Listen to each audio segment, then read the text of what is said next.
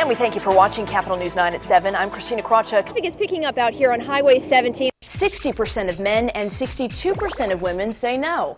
Glasses do not affect the way someone looks. Well, maybe they aren't wearing a funky pair like these. The hottest accessory for your face. I love the sangria here.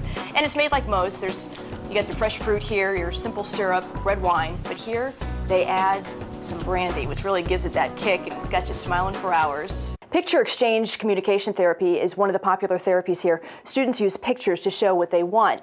Then they start linking these pictures together to form sentences.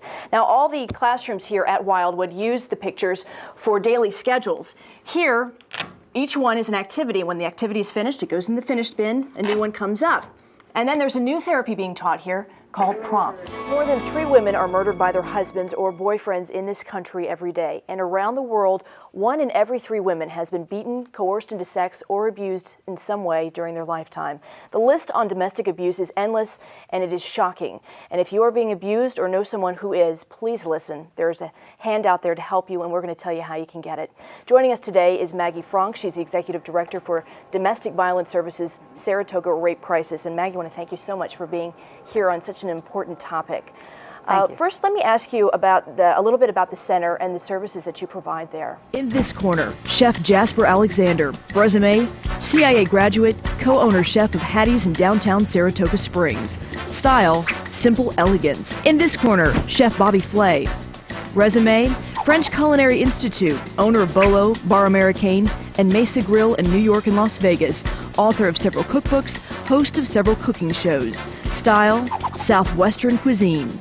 This is the story of a chicken fight, but before we get to that fight, let's start off with the background. Jasper's lovely wife, Beth here, sent this Dine on 9 Cajun Thanksgiving feature to the Food Network. Well, after a few tapes, the call finally came in saying the network wanted to feature Jasper. So the crew came out, shot everything from A to Z, the kitchen, the restaurant, even the diners. Fast forward to day 2 of the shoot. Jasper thinks he's throwing a Southern picnic party for 30 in the paddock of the Saratoga Racecourse, which is buzzing with friends and family, excited to see their man taking the spotlight. And then all of a sudden, things take a turn.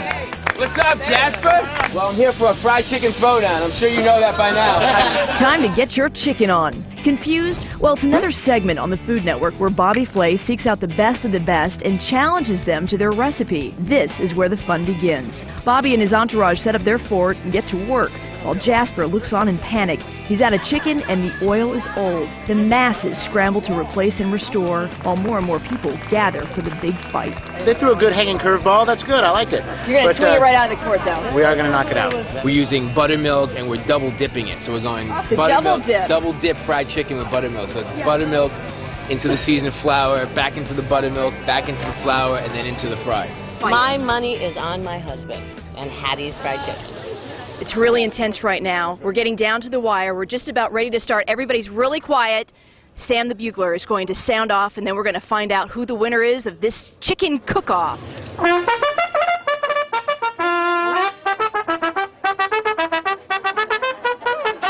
Tensions mount as 3 jockeys taste and judge. Now, for the sake of time, we're going to fast forward through all this eating and chatter. It's very tight, almost like photo finish. I think A won, and I'll tell you, it was Hattie.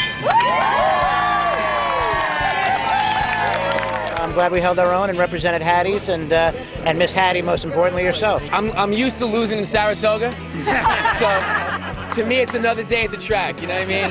And so here it was, this big-time chef Bobby Flay getting beat at his own game. Someone should warn him next time he wants to be in the middle of this chicken fight. You don't have to be in the South to be king of the fried chicken.